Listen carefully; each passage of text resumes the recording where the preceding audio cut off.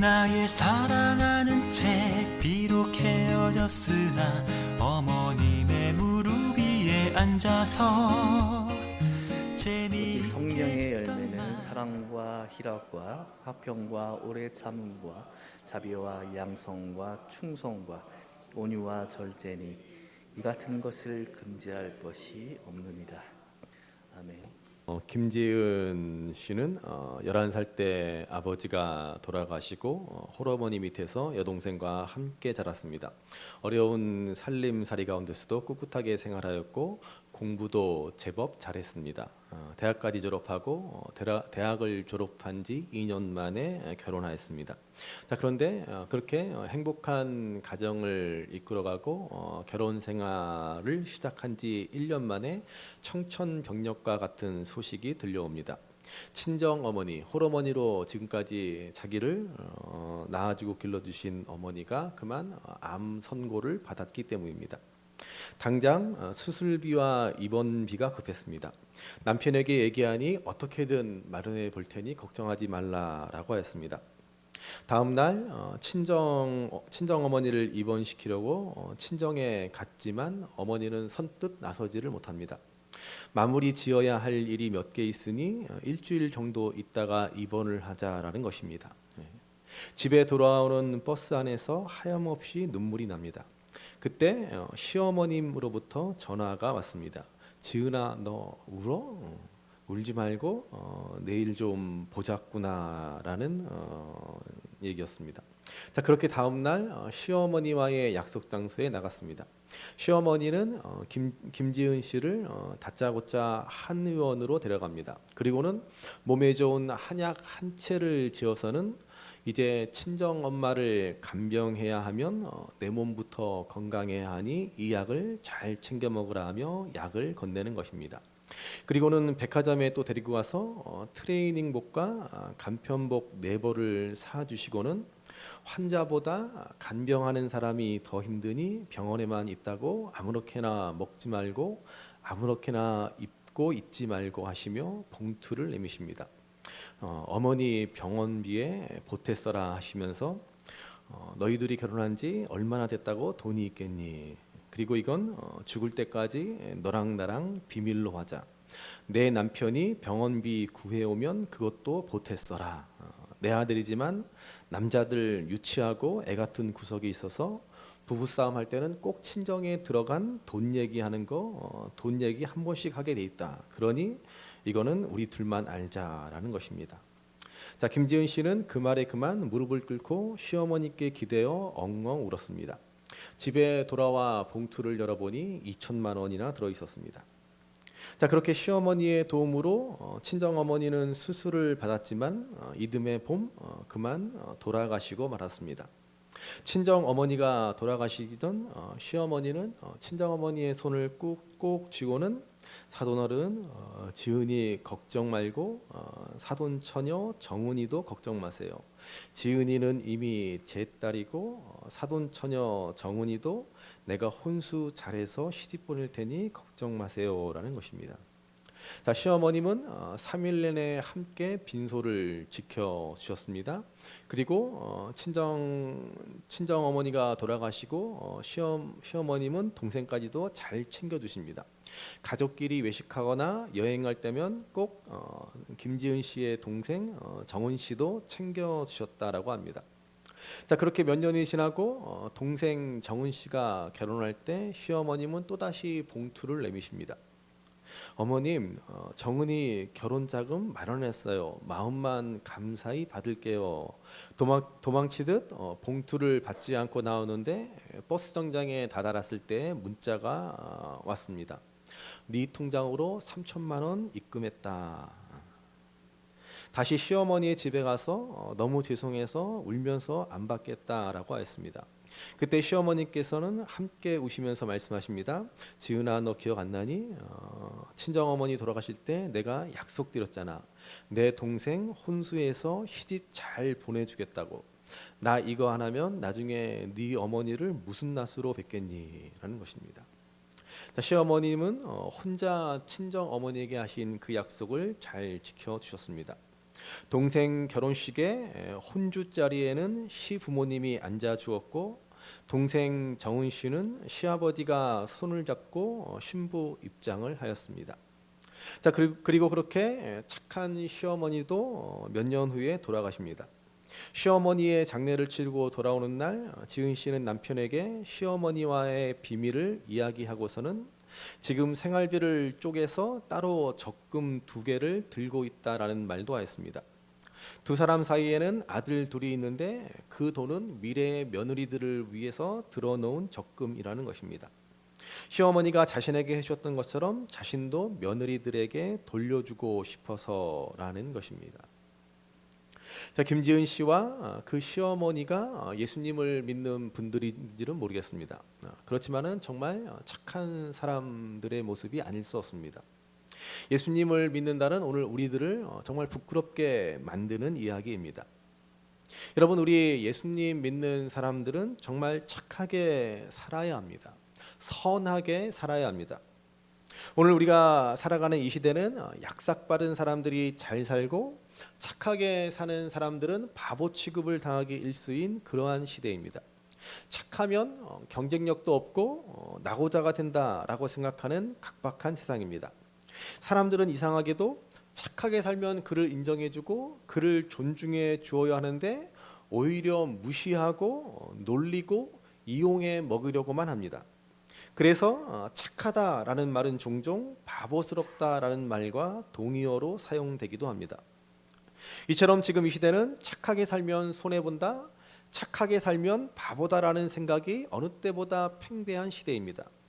약삭빠르게 잔머리나 잘 굴리면서 자기 이익 잘 챙기는 사람을 지혜롭다라고 칭찬하는 시대입니다. 그렇지만 여러분, 우리 예수 믿는 사람들은 정말 착하게 살아야 합니다. 바보 소리를 들을지언정 약삭빠르고 인색하고 내 이익만 챙기고 살아가는 것은 전혀 그리스도인답지 않은 모습입니다. 그런 의미에서 우리 옆에 분들하고 좀 권면하실까요? 제발 좀 착하게 좀 삽시다. 제발 좀 착하게 좀 삽시다. 착하게 살아셔야 돼요. 착하게. 자, 오늘 우리가 나눌 성령의 9가지 열매 가운데 양선이라는 열매가 바로 착한 마음에 관한 것입니다. 자, 오늘 본문 갈라디아서 5장 22절 23절의 말씀을 다시 한번 읽어보시겠습니다. 오직 성령의 열매는 사랑과 희락과 화평과 오래 참음과 자비와 양선과 충성과 온유와 절제니 이 같은 것을 금지할 법이 없느니라. 아멘. 계속해서 우리가 성령의 9가지 열매를 바라보고 있는데 오늘은 그 6번째 열매인 양선입니다. 양선은 한자로 어질양 착할선입니다. 어질고 착한 성품이라고 할 것입니다. 성경에 기록된 헬라어로 양선은 아가도시네라고 하는데 영어로는 굿니스라고 번역하고 있습니다. 착함, 선행 이라고 할 수 있습니다. 에베소서 5장에서는 그래서 이 양선을 착함이라고 번역하고 있습니다. 에베소서 5장 9절 말씀을 한번 읽어보시겠습니다. 빛의 열매는 모든 착함과 의로움과 진실함에 있느니. 자, 여러분, 예수님을 믿는 우리들을 빛의 자녀라고 에베소서는 소개하면서 우리가 빛의 자녀로서 빛의 열매를 맺어야 하는데 그 첫 번째가 바로 착함이라고 말씀합니다. 바로 양선의 열매를 말하는 것입니다. 그래서 예수님의 산상수훈의 말씀을 보면 우리에게 이렇게 말씀하십니다. 마태복음 5장 16절 같이 읽어보시겠습니다.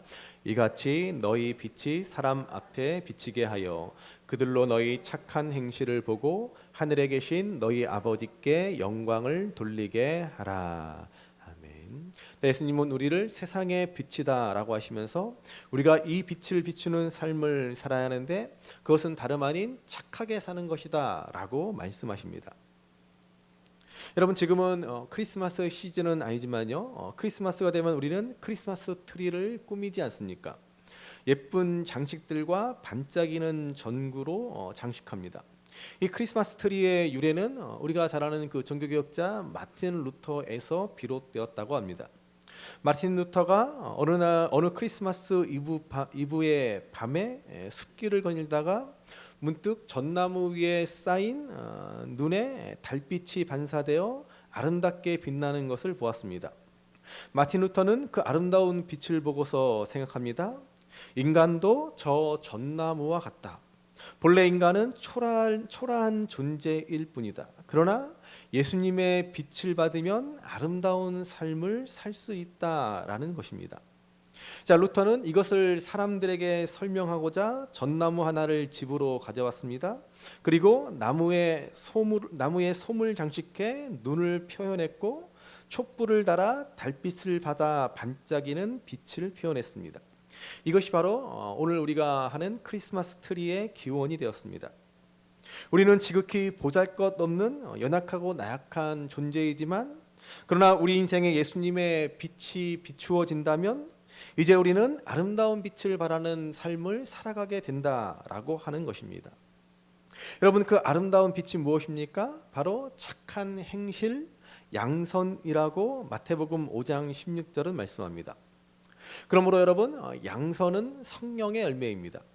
우리 스스로의 힘으로 우리의 어떤 도덕적 의로움이나 단지 우리의 선한 마음으로는 맺을 수가 없습니다.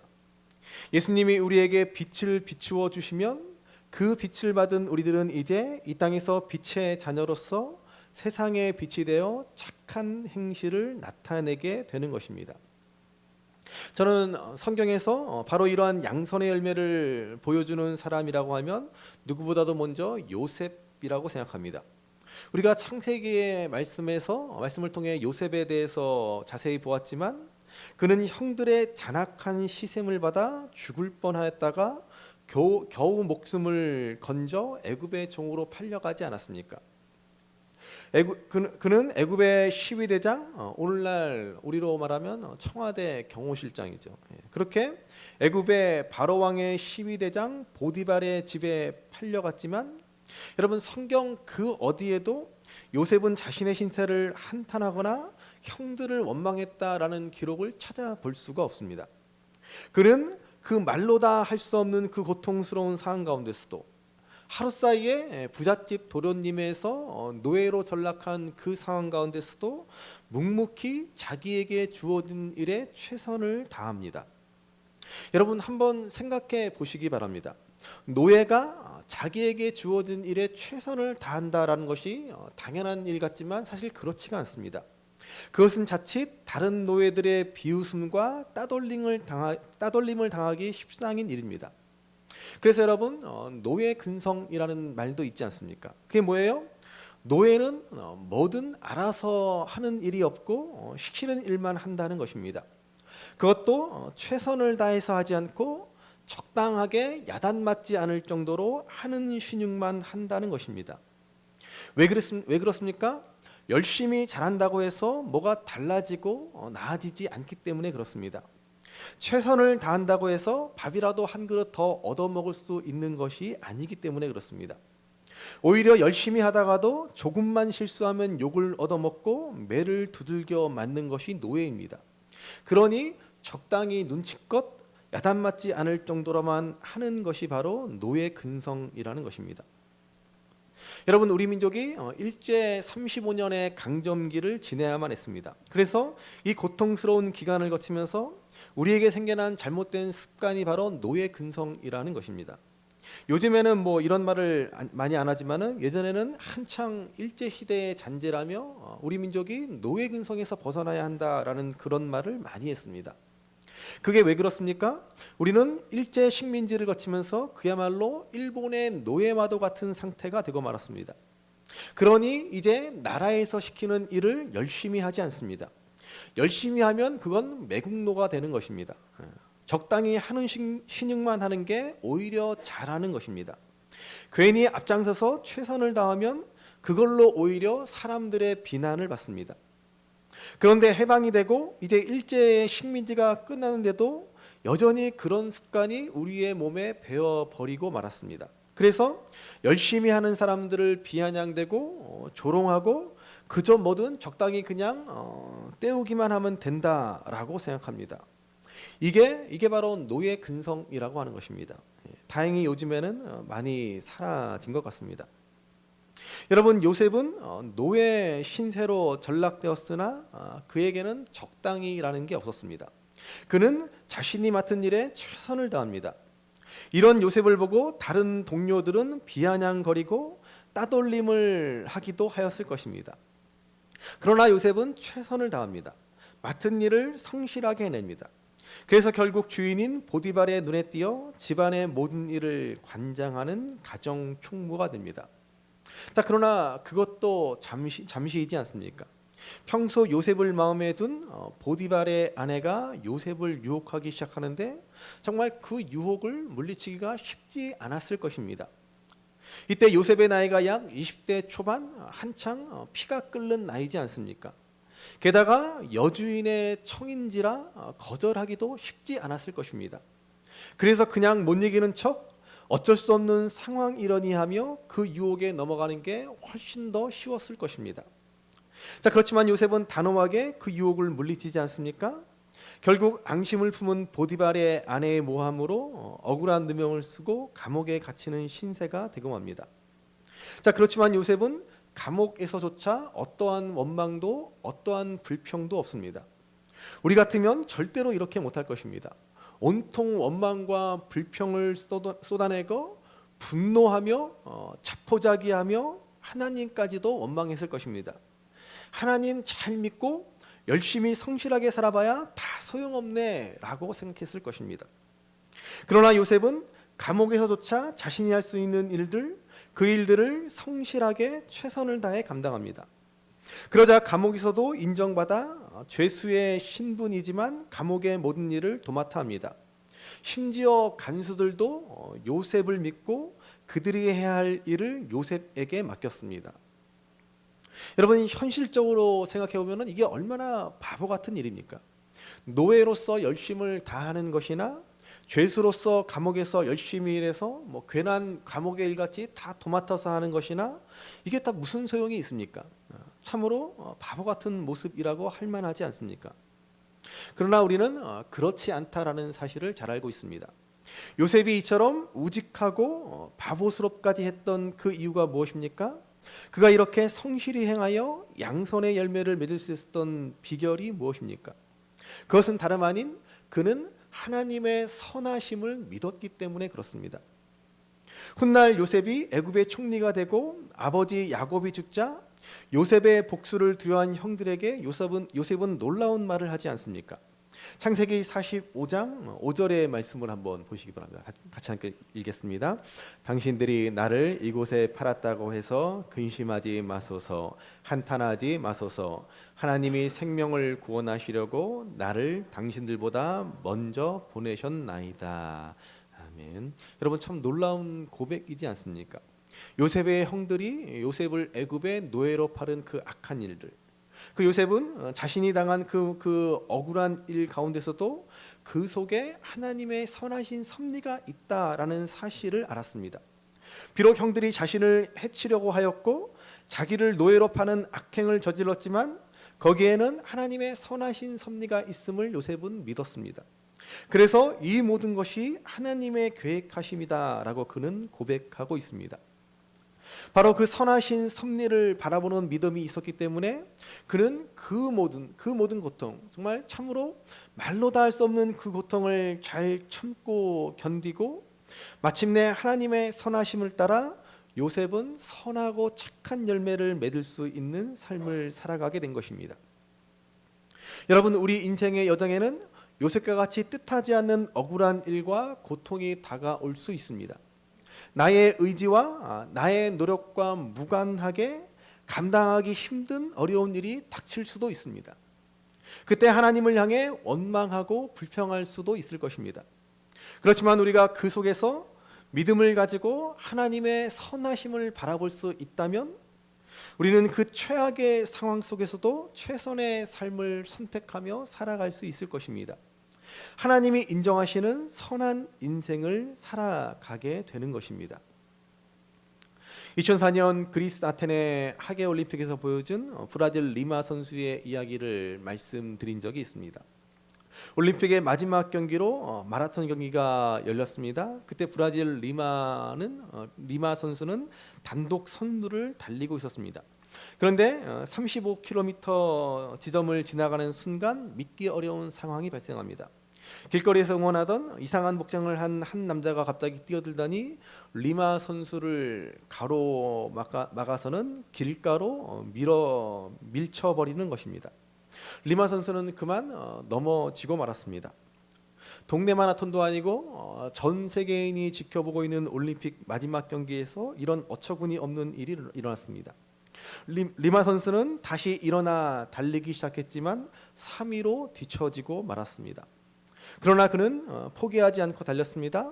마침내 결승점을 통과했을 때 아주 인상 깊은 일이 일어납니다. 그는 그 상황에서도 두 팔을 옆으로 벌리고 활짝 웃는 모습으로 결승점을 통과한 것입니다. 여러분, 만약에 우리가 같은 상황에 처했다면 어떻게 행동했겠습니까? 얼마든지 항의할 수 있고 원망하며 분통을 터뜨리며 눈물 지을 수도 있습니다.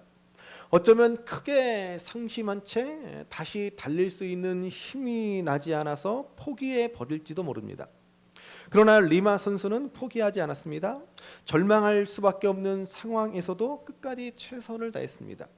그리고 가장 멋진 모습을 보여주었습니다. 후에 국제올림픽위원회 IOC에서는 리마 선수에게 명예올림픽 금메달을 수여하였습니다. 여러분, 우리 인생 가운데서도 이런 돌발적인 상황이 발생할 수 있습니다. 내가 열심히 달리지 않아서가 아닙니다. 앞만 보고 최선을 다해 달려왔는데 이런 어처구니 없는 일들이 우리에게 벌어질 수도 있습니다. 그때 우리는 얼마든지 원망할 수도 따질 수도 그냥 주저앉아 포기할 수도 있습니다. 그러나 그것은 아무 의미가 없습니다. 오늘의 악한 상황 가운데서도, 오늘의 부조리한 현실 속에서도, 오늘의 고통스러운 그 상황 속에서도 악을 악으로 갚지 않고 선으로 악을 이기는 삶을 살아낼 수 있어야 합니다. 이것은 바로 하나님의 선하신 섭리를 바라볼 때 가능한 일입니다. 그러므로 우리가 양선의 열매를 맺는 삶을 살 수 있는 비결은 오늘 우리가 경험하는 모든 악과 부조리에도 불구하고 하나님의 선하심을 바라보는 것입니다. 하나님의 선하신 뜻을 기대해야 합니다. 늘 우리가 가슴에 새겨야 할 말씀인 로마서 8장 28절 말씀과 같이 하나님의 뜻을 따라 부르심을 받은 저와 여러분들에게는 모든 것이 합력하여 선을 이루게 하십니다. 오늘 우리가 경험하는 고통도 아픔도 정말 이해할 수 없는 일까지도 하나님은 이 모든 것을 합력하여 선을 이루게 하시는 선하신 분이십니다. 우리가 이 사실을 믿는 굳건한 믿음을 가지고 흔들리지 않을 때 마침내 우리의 삶에도 선한 양선의 열매가 가득 맺어지게 될 것입니다. 자, 그러면 이제 우리는 범사에 하나님을 인정하는 믿음으로 살아가야 합니다. 우리가 하나님의 선하심을 믿는다는 것은 먼저 범사에 하나님을 인정하는 것입니다. 요셉은 모든 일에 하나님의 선하신 섭리가 있음을 믿음으로 바라보며 범사에 하나님을 인정했습니다. 다시 말하면 그는 늘 하나님 앞에서 하나님을 의식하며 살았습니다. 어느 순간 어느 상황에서도 하나님이 지금 나와 함께 하신다, 하나님이 지금 나를 바라보신다, 이렇게 늘 하나님의 시선을 의식하였습니다. 그래서 보디발의 아내가 유혹할 때도 그녀의 유혹을 거절하며 뭐라고 하였습니까? 내가 어찌 이 큰 악을 행하여 하나님께 죄를 지으리까, 이렇게 말합니다. 요셉은 지금 이 일이 단지 사람들의 눈만 피한다고 되는 일이 아님을 알았습니다. 혹시 사람들은 모를지라도, 사람들의 눈은 속일 수 있을지라도 하나님은 알고 계신다라는 것입니다. 하나님이 지금 보고 계신다라는 것입니다. 때문에 사람들은 속일 수 있어도 하나님 앞에서 지금 악을 행하는 일이다라고 고백하고 있습니다. 여러분, 이처럼 요셉은 범사에 하나님을 인정합니다. 늘 하나님의 시선을 의식하였습니다.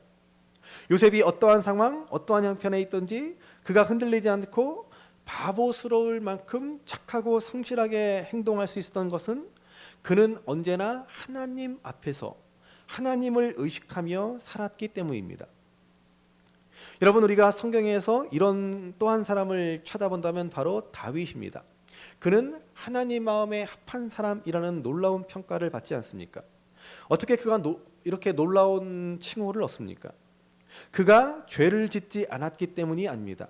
그가 마냥 착하고 선하기 때문도 아닙니다. 그도 한 사람의 연약한 인간일 뿐이고 하나님 앞에 큰 죄를 범하기도 하였습니다. 그렇지만 그는 자신의 죄를 솔직하게 인정하고 고백합니다.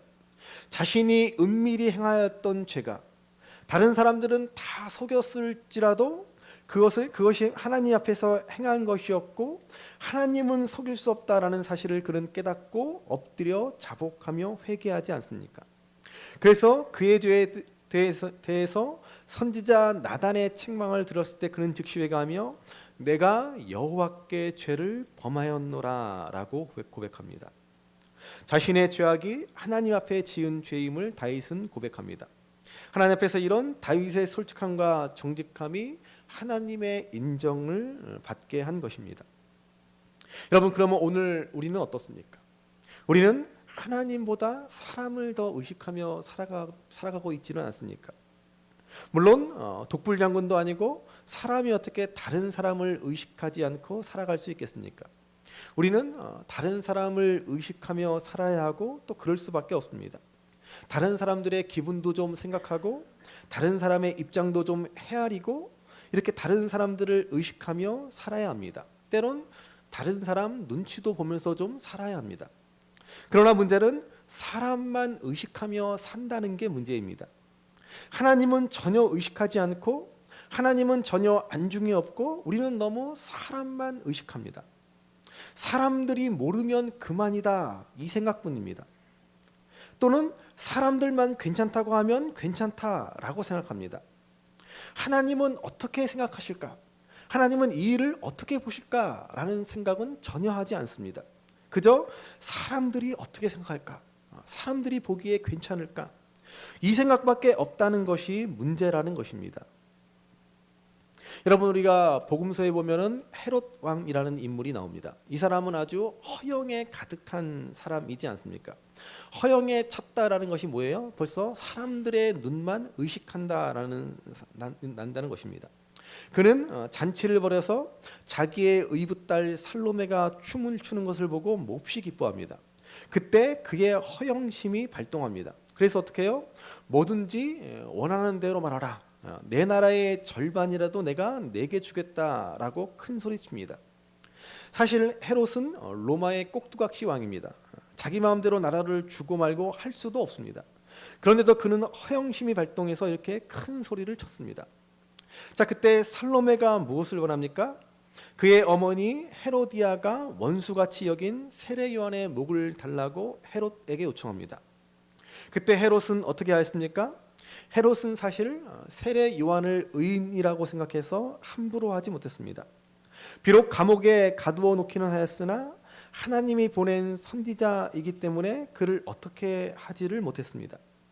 그러나 성경을 보시면 헤롯은 거기 앉아있는 사람들 때문에 자기가 큰 소리를 쳐놓은 게 있기 때문에 그들의 시선을 의식하지 않을 수 없었다라는 것입니다.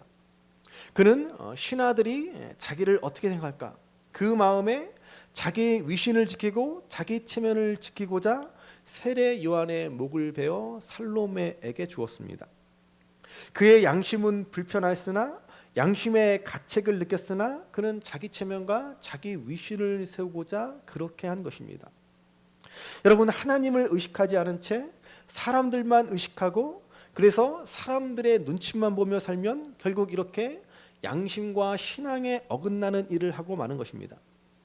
하나님의 뜻을 따라 바르게 행하지 못하고 사람들에게 만족을 주고자 사람들 앞에 자기 체면을 세우고자 결국 불의를 행하고 마는 것입니다. 여러분, 그러므로 우리는 늘 하나님의 시선을 의식하며 살아야 합니다. 범사에 하나님을 인정해야 합니다. 지금 나와 함께 하시고 나를 지켜보시는 하나님, 사람은 속일 수 있을지라도 하나님은 결코 속일 수 없고 사람들에게는 감출 수 있어도 하나님께는 감출 수 없다라는 사실을 알아야 합니다. 그렇게 우리가 범사에 하나님을 인정하여 하나님을 의식하고 살아갈 때 우리는 하나님 앞에 부끄럽지 않은 삶을 살고자 애쓰고 우리의 삶에 선한 열매가 가득하게 될 것입니다. 또한 범사에 하나님을 인정한다라고 하는 것은 하나님을 늘 증거하는 고백으로 살아야 한다는 것입니다. 요셉은 평소에 늘 하나님을 증거하고 고백하는 삶을 살았습니다. 그가 감옥에 있을 때 그는 애굽의 장관들에게 꿈을 풀어주면서 이 꿈의 해석은 내게 있는 것이 아니라 하나님께 있다라고 하나님을 증거하고 고백합니다. 그리고 애굽 왕 바로에게도 동일하게 말합니다. 창세기 41장 16절에 보시면 요셉은 바로에게 말합니다. 내가 아니라 하나님께서 바로에게 편안한 대답을 하시리이다 라고 했습니다. 그는 늘 이렇게 하나님을 증거하는 삶을 살았습니다. 여러분, 저는 우리가 세상에 나아가서 나는 그리스도인이다 라는 사실을 당당하게 나타낼 수 있게 되기를 바랍니다. 물론 일부러 막 그냥 물어보지도 않는데 일부러 억지로 티를 낼 필요까지는 없습니다. 우리는 그리스도의 향기라고 하지 않습니까? 향기는 가만히 있어도 피어나는 법입니다. 가만 보면은 자기가 그리스도인이라고 필요 이상으로 밝히고 다니는 사람들은 10중 8구 향기가 없는 사람들입니다. 대부분 그리스도인임을 이용해 먹으려고 하는 사람들이 그렇습니다. 우리는 일부러 티내려고 할 필요까지는 없습니다. 그러면 오히려 역효과만 나게 되어 있습니다. 그렇지만은 그렇다고 일부러 감추려고 해서도 안 된다라는 것입니다. 우리는 사실 너무 감추려고 하는 게 문제입니다. 간혹 내가 교회 다니는 거 알면 하나님의 영광을 가린다며 자신이 그리스도인임을 밝히는 것을 꺼리는 분들이 있습니다. 그러면 그럴수록 당당히 그리스도인임을 밝히시고 자신의 행실을 더욱더 바르게 하려고 노력해야 하지 않습니까? 그렇지만은 대부분 내가 불편하고 손해를 봐야 하는 것을 감수하기 싫으니까 그리스도인이라는 사실을 감추고 싶어 합니다. 여러분, 예수님은 분명히 말씀하십니다. 산 위에 있는 동네가 숨겨질 수 없다. 사람이 등불을 켜서 말 아래 그릇 같은 것으로 덮어두는 사람은 없다라고 하시지 않습니까? 우리가 세상의 빛으로 부름받은 그리스도인이라면 숨길래야 숨길 수가 없습니다. 그러므로 여러분, 우리가 빛을 숨기고자 하는 어리석은 삶이 되어서는 안 됩니다.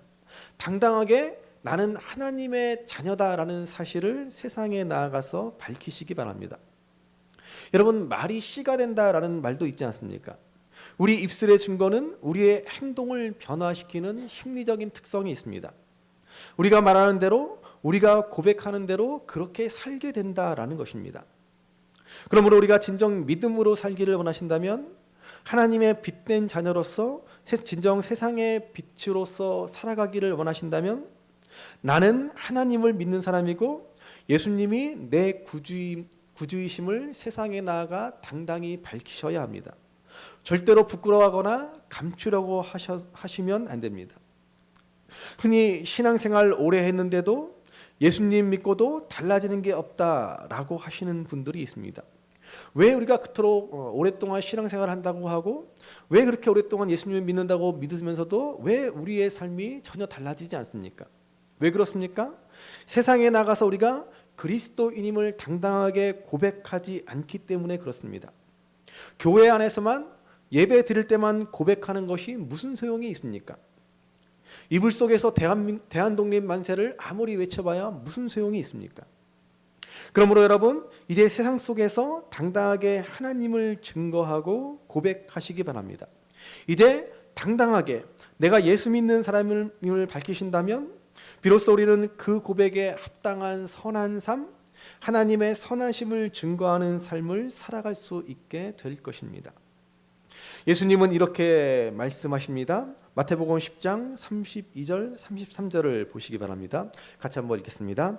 누구든지 사람 앞에서 나를 시인하면 나도 하늘에 계신 내 아버지 앞에서 그를 시인할 것이요 누구든지 사람 앞에서 나를 부인하면 나도 하늘에 계신 내 아버지 앞에서 그를 부인하리라. 아멘. 여러분, 얼마나 무서운 말씀입니까?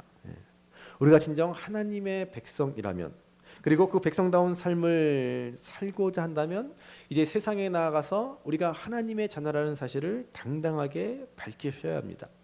그러므로 여러분, 우리가 하나님을 믿는 자녀이고 하나님의 거룩한 백성임을 잊지 않고 이 믿음을 자신 있게 고백할 때 어느새 우리의 삶에 착한 행실의 열매가 맺어지고 하나님의 선하신 뜻과 섭리가 우리를 통해 나타나게 될 것입니다. 그러므로 오늘 성령님이 맺게 하시는 양선의 열매가 가득 맺혀 나가시는 저와 여러분들이 되시기 바랍니다. 그러려면 우리가 믿는 하나님은 선하신 하나님이다라는 사실을 늘 잊지 말아야 합니다. 어느 순간 어떠한 상황 속에서도 어떠한 억울하고 불합리하고 불평등한 일 가운데서도 하나님의 선하신 섭리가 반드시 있다라는 사실을 기억해야 합니다. 그래서 범사에 하나님을 인정하는 믿음을 가지고 하나님 앞에서 늘 그분의 시선을 의식하고 세상에 나아가 당당하게 하나님에 대한 믿음을 고백하고 증거하심으로 하나님의 선하심을 나타내시고 우리 삶에 착한 양선의 열매가 가득 맺히는 삶을 살아가시는 저와 여러분들이 될 수 있기를 주님의 이름으로 간절히 바랍니다. 귀하다 우리 어머님이 들려주시던 재미있게 듣던 말이 책 중에 있으니 이 성경심이 사랑합니다. 나의 사랑하는 책 비록 헤어졌으나 어머님의 무릎 위에 앉아서 재미있게 듣던 말